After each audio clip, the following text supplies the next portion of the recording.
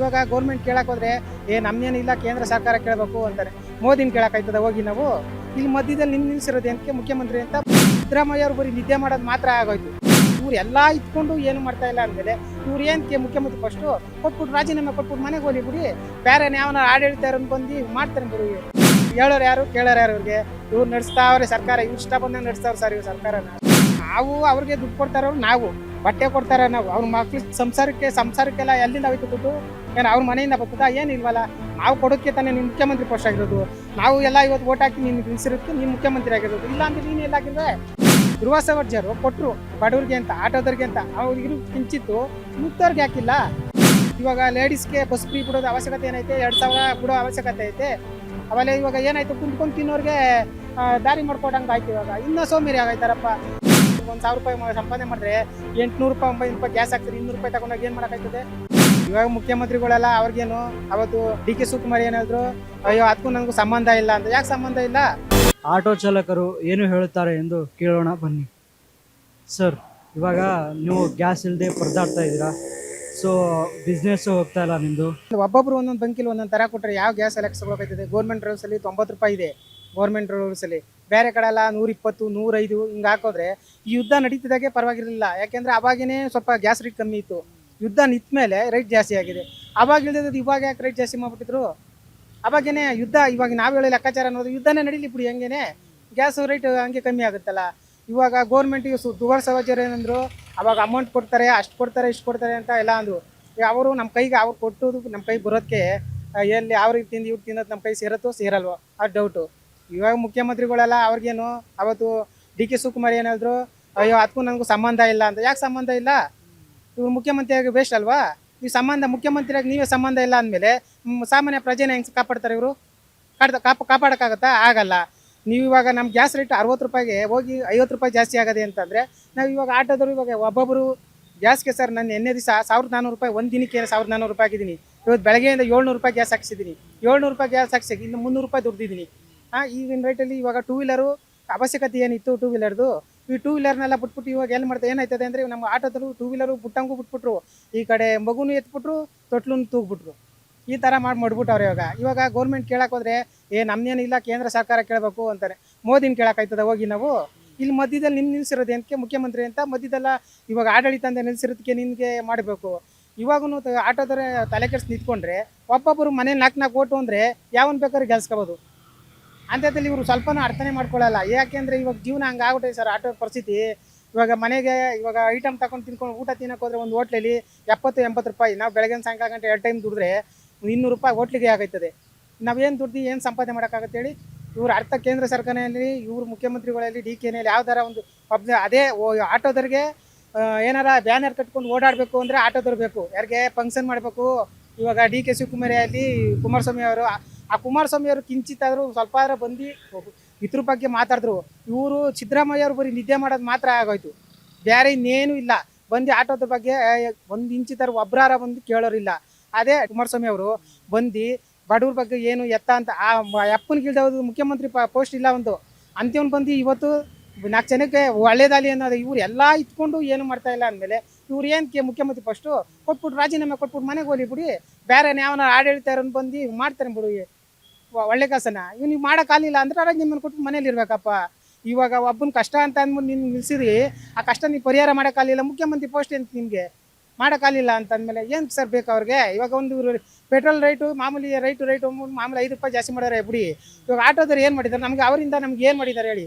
ನಮಗೇನೋ ಒಂದು ಇಷ್ಟ ಏನಾರು ಕೊಟ್ಟಿದ್ದಾರೆ, ಬಿಟ್ಟಿದ್ದಾರೆ, ಏನೂ ಇಲ್ಲ. ಇವ್ರದ್ದು ಮಾತ್ರ ಯೋಚನೆ ಮಾಡ್ತಾವ್ರೆ ಅಷ್ಟೇ ಹೊರತು ಬೇರೆ ನಮ್ಮ ಬೋರ್ಡ್ ಪಬ್ಲಿಕ್ದೇ ಅಲ್ಲಿ ಏನು ಕೇಳಲ್ಲ. ಬೆಳಗ್ಗೆಯಿಂದ ಆಟೋ ಮನೆಯಿಂದ 8 ಗಂಟೆ 9 ಗಂಟೆ 6 ಗಂಟೆ ಬಂದರೂ ಒಂದು 2 ಅವರ್ 3 ಅವರ್ ಆದರೂ ಇಲ್ಲ ಸರ್. ಸಾಯಂಕಾಲ 1 ಗಂಟೆ ಹೋಗಿ ಮನೆಗೆ ಹೋಗಿ 1000 ರೂಪಾಯಿ ಸಂಪಾದನೆ ಮಾಡಿದ್ರೆ 800 ರೂಪಾಯಿ 900 ರೂಪಾಯಿ ಗ್ಯಾಸ್ ಹಾಕ್ತಾರೆ. 200 ರೂಪಾಯಿ ತಗೊಂಡಾಗ ಏನು ಮಾಡೋಕ್ಕಾಯ್ತದೆ? ಮನೆ ನಡ್ಸೋಕ್ಕಾಗಲ್ಲ ಸರ್. ಇವಾಗೇನು ಬ್ಯಾಳೆ ರೇಟ್, ಇವಾಗೇನು ಜನ ಇವಾಗೆಲ್ಲ ಬಸ್ ಫ್ರೀ ಬಿಟ್ಟರು, ಏನು ಬಿಟ್ಟರು? ಬ್ಯಾಳೆದೆಲ್ಲ ಹತ್ರ ಮೇಲೆ ಹಾಕಿದ್ರು, ಗ್ಯಾಸ್ ಮೇಲೆ ಹಾಕಿದ್ರು. ನಮ್ಗೇನೈತೆ ಇವಾಗ? ಏನು ಅವಶ್ಯಕತೆ ಏನೈತೆ? ಇವಾಗ ಟೂ ವೀಲರ್ ತಾಕತ್ತಿಲ್ಲ ನಿಲ್ಸೋಕ್ಕೆ. ಟೂ ವೀಲರ್ಗೆ ಯಾಕೆ ಹೇಳಿ? ಅವ್ರು ಕಂತ್ಕಂತೆ ಹೋಗುತ್ತೆ, ಅಲ್ಲಿಗೆ ನಿಲ್ಸೋಕ್ಕಾಗಲ್ಲ. ಯಾಕೆ ಅವ್ರಿಗೆ ಕಂತ್ಕಂತ ಇಲ್ಲಿ ಮುಂದಾಳಾಗ ನಿಂತ್ಕೊಂಡಿರೋ ನಾವು ತಿಂತಾನೆ, ಹಿಂದಾಳಿರೋರು ಮೆತ್ತಿ ಮನೆಗೆ ಹೋಗ್ಬೇಕು ಅವರು. ಹಂಗಾಗ್ಬಿಡ ಸರ್ ನಮ್ಮ ಆಟ ಪರಿಸ್ಥಿತಿಗಳು. ಇವಾಗ ನಾವೇನಾರ ದಂಡಿಸ್ ಕೇಳಕ್ಕೆ ಹೋದ್ರೆ ನಿನ್ಗೆ ಯಾಕೆ ಹೋಗೋ ಬಿಡು ಅಂತ ಕೇಳೋ ಮಟ್ಟಕ್ಕೆ ಆಗ್ಬಿಟ್ಟೈತೆ ಇವಾಗ. ಆ ಮಟ್ಟಿಗೆ ನಮ್ಮ ಪರಿಸ್ಥಿತಿಗಳು ಹಂಗೆ ಏನಕ್ಕಾಗಲ್ಲ. ಇವಾಗ ನಾವು ಏನು ಹೇಳಕ್ಕೂ ಆಗಲ್ಲ, ಬಿಡಕ್ಕೂ ಆಗಲ್ಲ. ಆಟ ಪರಿಸ್ಥಿತಿ ಕಟ್ಕೊಬಿಟ್ಟಿದ್ದೀವಿ, ಬಿಡೋಕ್ಕಾಗಲ್ಲ. ಹಂಗಾಗ್ಬಿಟ್ಟ ಜೀವನ ಅಷ್ಟೇ. ನಮ್ಮ ಆಟೋದವ್ರಿಗೆ ಹೇಳೋರು ಯಾರು, ಕೇಳೋರು ಯಾರು? ಇವ್ರಿಗೆ ಇವ್ರು ನಡೆಸ್ತಾವ್ರೆ ಸರ್ಕಾರ, ಇವ್ರು ಇಷ್ಟ ಬಂದಾಗ ನಡೆಸ್ತಾವ್ರೆ ಸರ್ ಇವ್ರು ಸರ್ಕಾರನ ಅಷ್ಟೇ. ಏನು ಹೇಳೋಕ್ಕಾಗತ್ತೆ? ಇವ್ರು ಎಲ್ಲಿ ಗಂಟೆ ನಡೀತದ ನಡೀಲಿ ಅಷ್ಟೇ. ಈಗಿನ ಇದರಲ್ಲಿ ಹಿಂಗೆ ಜನಗಳಿಗೇನು ಒಟ್ಟಿನಲ್ಲಿ ಏನಪ್ಪ ಅಂದರೆ ನಮ್ಮ ಜನ ಬುದ್ಧಿ ಕಲಿಬೇಕು.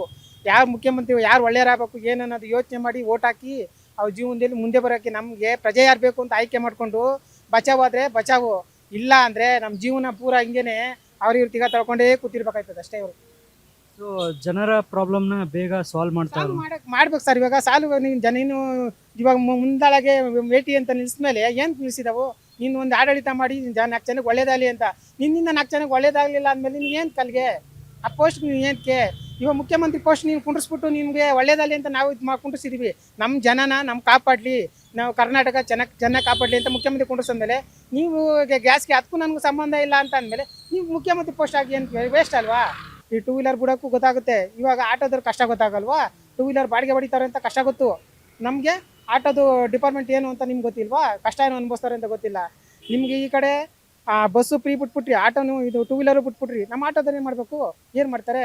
ಒಂದು ಹೊತ್ತಿಗೆ ಇವಾಗ ಬಾಡಿಗೆ ಕಟ್ಕೊಂಡು ಇವಾಗೆಲ್ಲ ಗಾಡಿಗೆ ಇನ್ಸೂರೆನ್ಸ್ ಅಂತೆ, ಗಾಡಿ ರೆಡಿ ಮಾಡ್ಸೋಕ್ಕೆ ಅವಕ್ಕೆಲ್ಲ ಅನಿಸ್ಬೇಕು ಅಂದರೆ ವಾರ ಆಯಿತು ಅಂದರೆ 2,000 3,000 ರೂಪಾಯಿ ಗಾಡಿಗೆ ರೆಡಿ ಮಾಡ್ಸೋಕ್ಕೆ ಇಡ್ಬೇಕು ಸರ್ ನಾವು. ಈ ಗ್ಯಾಸ್ ಎಲ್ಲ ಇದು ಮಾಡ್ಕೊಂಡು ನಾವು ಯಾರಿಗೆ ಹೇಳ್ಕೊಳ್ವಾ? ಇಷ್ಟೆಲ್ಲ ನೀವು ಕೇಳಲಿಲ್ಲ ಅಂತಂದ್ಮೇಲೆ ನೀವು ಮುಖ್ಯಮಂತ್ರಿ ಪೋಸ್ಟ್ ಏನಕ್ಕೆ ಕೊಟ್ಬಿಟ್ಟು ರಾಜೀನಾಮೆ ಯಾವನಾರ ಒಳ್ಳೆ ಆಡಳಿತ ಬರ್ತಾನೆ? ಎಲ್ಲೋ ದೇಶದಲ್ಲಿರೋ ಯಾರೋ ಒಬ್ಬರು ಏನೋ ತಪ್ಪು ಮಾಡಿಲ್ಲ ಬಿಟ್ಟಿಲ್ಲ, ಅವ್ನು ತಪ್ಪು ಮಾಡಿದ್ರೆ ಅದಕ್ಕೆ ಅಲ್ಲಿ ಇಮಿಡಿಯೇಟ್ಲಿ ಆಕ್ಷನ್ ತಗೋತಾರೆ. ನಮ್ಮಲ್ಲಿ ಯಾರು ಇಲ್ಲ, ಅವ್ರು ಒಂಥರ ಗುಂಪೆಲ್ ಗೋವಿಂದ ಅನ್ನೋ ಥರ ಆಗ್ಬಿಟ್ಟೈತೆ ಸರ್ ಅಷ್ಟೇ ಜೀವನ. ಜನಗಳಿಗೋಸ್ಕರ ಕೆಲಸ ಮಾಡ್ತೀನಿ ಅಂತ ಹೇಳ್ಬಿಟ್ಟು ಅವ್ರು ಮಾಡ್ತಾರೆ ಸರ್. ಇವಾಗ ನಾವು ಜನಗಳಿಗೋಸ್ಕರ ಅಂತ ಜನ ಮಾಡ್ತೀನಿ ಅಂತ ನಾವು ಅಲ್ಲಿಗೆ ಆಯ್ಕೆ ಮಾಡಿ ನಾವು ಕುಂಡ್ರಿಸ್ತಾವ.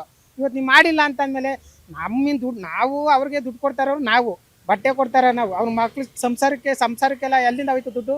ಏನು ಅವ್ರ ಮನೆಯಿಂದ ಬರ್ತದ? ಏನಿಲ್ವಲ್ಲ. ನಾವು ಕೊಡೋಕ್ಕೆ ತಾನೇ ನೀನು ಮುಖ್ಯಮಂತ್ರಿ ಪೋಸ್ಟ್ ಆಗಿರೋದು.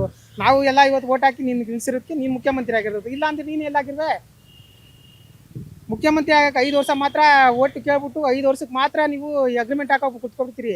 ತೆಗಿಯೋಕ್ಕೆ ಅದು ಮಾತ್ರ ಯಾವನಕ್ಕೆ ಆಗಲ್ಲ. ಯಾಕೇಳು? 5 ವರ್ಷ ಆಗೋಗಿರ್ತದಲ್ಲ, ಅದು ಮಾತ್ರ ಅವ್ರ ಮೂಲ ಅದು ಮಾತ್ರ ಅವ್ರು ಬೇಕು ಅಷ್ಟೇ ಹೊರತು ಬೇರೆ ಇನ್ನೇನು ಕೇಳೋರು ಯಾರಿಲ್ಲ. ಪರಿಸ್ಥಿತಿನ ನಾವೇನಾರ ಕೇಳೋಕೋರೆ ಗ್ಯಾಸ್ ರೇಟ್ ನನಗೂ ಅದಕ್ಕೂ ಸಂಬಂಧ ಇಲ್ಲ ಅಂದಮೇಲೆ ನೀವೇನು ಕೇಳಿ ನೀವು? ಸೊ ನೀವು ಕೆಲವೊಂದು ಬಂಕ್ಗಳಲ್ಲಿ ಬೇರೆ ಬೇರೆ ರೇಟ್ ಇದೆ ಅಂತ ಹೇಳ್ತಾ ಇದ್ದೀರಾ. ನೀವು ಪ್ರಶ್ನೆ ಕೇಳಿಲ್ವಾ ಏನಕ್ಕೆ ಒಂದೊಂದು ಕಡೆ ಒಂದೊಂದು ರೇಟು?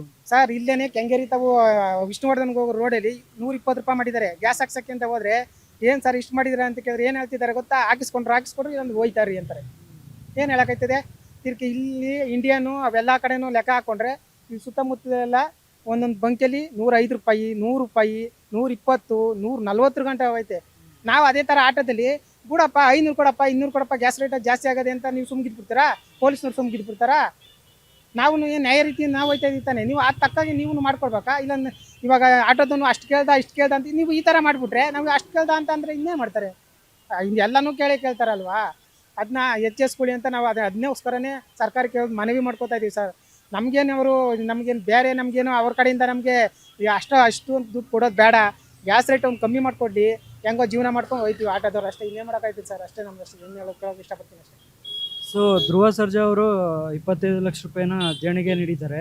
ಸೊ ಅದು ಇನ್ನೂ ಯಾವಾಗ ಬಂದೇ ಸೇರುತ್ತೆ ಅಂತ ನಿಮ್ಗೆ? ಸರ್ ನಮ್ಗೆ ಆ ಧ್ರುವ ಸರ್ಜರು ಇದು ಮಾಡಿದ್ದಾರೆ ಅಂತ ನಾವು ಆಲ್ಮೋಸ್ಟ್ ಅಲ್ಲಿ ಎಲ್ಲ ಮೊಬೈಲಲ್ಲೆಲ್ಲ ನೋಡಿದೋ ಟಿ ವಿಲೆಲ್ಲ ನೋಡಿದ್ದೀವಿ. ಬಟ್ ನಮ್ಮ ಕೈಗೆ ಅವೆಲ್ಲ ಅವಾಗ ಧ್ರುವ ಸರ್ಜರು 25 ಲಕ್ಷ ಕೊಟ್ಟಾರೆ. ಎಲ್ಲರಿಗೂ ಸೇರಿಬಿಡುತ್ತಾ? ಸೇರಲ್ಲ. ಅವ್ರಿಗೆ ಇರೋ ಕನಿಕರ ನೀವು ಮುಖ್ಯಮಂತ್ರಿಯಾಗಿ ನಿಮ್ಗೆ ಹಾಕಿಲ್ಲ. ಧ್ರುವ ಸರ್ಜರು ಕೊಟ್ಟರು ಬಡವ್ರಿಗೆ ಅಂತ, ಆಟೋದವ್ರಿಗೆ ಅಂತ, ಅವ್ರಿಗಿರೋ ಕಿಂಚಿತ್ತು ಮಿಕ್ತವ್ರಿಗೆ ಹಾಕಿಲ್ಲ. ಬರೀ ಬಂದ್ಬಿಟ್ಟು ಆಡಳಿತಕ್ಕೆ ಜೈ ಜೈ ಅಂತ ಅಂದವರಲ್ಲ ಇವಾಗ ಆಟೋಗೆಲ್ಲ ಬಂದು ಮಾಡ್ಬಿಟ್ಟು ಕುಂತ್ಕೊಬಿಟ್ರೆ ಇವಾಗ ನಾವು ಯಾರ ಹತ್ರ ಹೋಗಿ ಕೇಳೋಕ್ಕಾಯ್ತದೆ? 25 ಲಕ್ಷ ಇವಾಗ ಕೊಟ್ಟರು ಓಕೆ ಸರ್, ಇಲ್ಲ ಅಂತಲ್ಲ. ಧ್ರುವ ಸರ್ಜರು ಆ ದುಡ್ಡನ್ನ ಇವಾಗ ಯಾರ ಕೈ ಸೇರುತ್ತೆ, ಯಾರ ಕೈ ಬಿಡ್ತದೆ ಅಂತ ಯಾರು ನಮ್ಗೆ ಗೊತ್ತಿರ್ತದಾ? ಗೊತ್ತಿರಲ್ಲ ಸರ್. ಅದಕ್ಕೇನಾರ ಒಂದು ವ್ಯವಸ್ಥೆ ಮಾಡಬೇಕು. ಏನು ಮಾಡಿಲ್ಲ ಅಂತಂದಮೇಲೆ ನಾವು ಸುಮ್ಮನೆ ಎಲ್ಲೋ ಅಂತ ಪರಿಚಯ ಮಾಡಿಬಿಟ್ಟು 25 ಲಕ್ಷ ಕೊಟ್ಬಿಟ್ಟು ಇವಾಗ ಯಾರೋ ಮುಂದಾಳಾಗಿ ನಿಂತಿರ್ತಾರೆ, ಅವರು ಇಸ್ಕೊಂಡು ಅವ್ರ ಕಡೆಯವ್ರು ಯಾರು ಇರ್ತಾರೆ ಅವ್ರವ್ರು ಇದು ಮಾಡ್ಕೋತಾರೆ. ಮಿಕ್ತವ್ರು ಏನು ಮಾಡ್ತಾರೆ?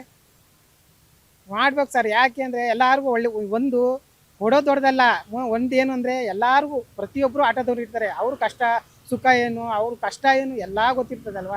ಅದೆಲ್ಲ ನೀವು ತಿಳ್ಕೊಬೇಕು. ಅವ್ರಿಗೇನು ಅನುಕೂಲ ಆಗುತ್ತೋ ಆ ಥರ ಮಾಡ್ಕೊಡ್ಬಿಡಿ.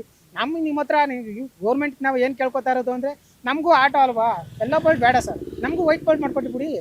ಇವಾಗ ಓಲಾ ಉಬರ್ ಅಂತ ಹಳ್ಳಿಲಿ ಪ್ರತಿಯೊಬ್ಬರೂ ಹಳ್ಳಿನೂ ಓಲಾ ಉಬರ್ ಬುಕ್ ಮಾಡೇ ಮಾಡ್ತಾರೆ. ಹಳ್ಳಿಯಲ್ಲಿ ಬುಕ್ ಮಾಡ್ತಾರೆ. ಅದೇ ವೈಟ್ ಬೋರ್ಡ್ ಮಾಡಿಬಿಟ್ರೆ ಇಡೀ ಕರ್ನಾಟಕದಲ್ಲಿ ನಾವು ಎಲ್ಲಿ ಬೇಕಾದ್ರೂ ಓಡಾಡ್ಕೋತೀವಿ. ಬೆಂಗಳೂರು ಪೇಟೆ ಅವಾಗ ಟ್ರಾಫಿಕ್ ಇರುತ್ತಾ? ಇರಲ್ಲ. ಆವಾಗ ಅವಾಗ ಅವ್ರಿಗೆ ಅರ್ಥ ಅವೆಲ್ಲ ಯೋಚನೆ ಮಾಡಲ್ಲ. ಇವ್ರಿಗೆ ಏನಿದ್ರು ಗಂಟು ಬರಬೇಕು, ಸೇರಿಸ್ಕೋಬೇಕು, ಗಂಟು ಬರಬೇಕು, ಸೇರಿಸ್ಕೋಬೇಕು. ಇದೇ ಆಗ್ಬಿಡ ಸರ್ ಅಷ್ಟೇ, ಇನ್ನೇನು ಇಲ್ಲ. ಇಲ್ಲೇನು ಬಂದುದೆಲ್ಲ ಗುಳುಮ್ ಅಂತ ಆಗೋದ್ರೆ ಸಾಲ ಮಾಡ್ಕೊಂಡು ಸಾಲ ಆಗಾಯ್ತು. ಯಾರಿಗೋಸ್ಕರ ಮಾಡಿದ್ರಿ? ಇವಾಗ ಲೇಡೀಸ್ಗೆ ಬಸ್ ಫ್ರೀ ಬಿಡೋದು ಅವಶ್ಯಕತೆ ಏನೈತೆ? 2,000 ಬಿಡೋ ಅವಶ್ಯಕತೆ ಐತೆ. ಆಮೇಲೆ ಇವಾಗ ಏನಾಯ್ತು, ಕುಂತ್ಕೊಂಡು ತಿನ್ನೋರಿಗೆ ದಾರಿ ಮಾಡ್ಕೊಡಂಗೆ ಆಯ್ತು. ಇವಾಗ ಇನ್ನೂ ಸೋಮೇರಿ ಆಗೈತಾರಪ್ಪ. ಇವಾಗ ನಮ್ಮ ಇದ್ರಲ್ಲಿ ಕರ್ನಾಟಕದಲ್ಲಿ ಎಲ್ಲೇ ಆಗಲಿ ಸರ್, ನಮ್ಮ ಇನ್ನೋರು ಇವಾಗೆಲ್ಲ ಪ್ರತಿಯೊಂದು ನಮ್ಮ ಇದರಲ್ಲೆಲ್ಲ ನಮ್ಮ ಜನಗಳು ಏನಾಗ್ಬಿಟ್ಟವ್ರೆ ಅಂದರೆ, ದುಡಿಯೋನು ಒಬ್ಬ ಆದರೆ ಕುಂತ್ಕೊಂಡು ತಿನ್ನೋನು 3 ಜನ ಆಗ್ಬಿಟ್ಟಿದ್ದಾರೆ. ಹಂಗಾಗ್ಬಿಟ್ಟು ಇವಾಗ ನಮ್ಮ ಕರ್ನಾಟಕದಲ್ಲಿ ಇನ್ನೂ ಹದಗೆಟ್ ಆಯ್ತು ಸರ್ ಅಷ್ಟೇ, ಇನ್ನೇನು ಮಾಡೋಕ್ಕಾಗಲ್ಲ.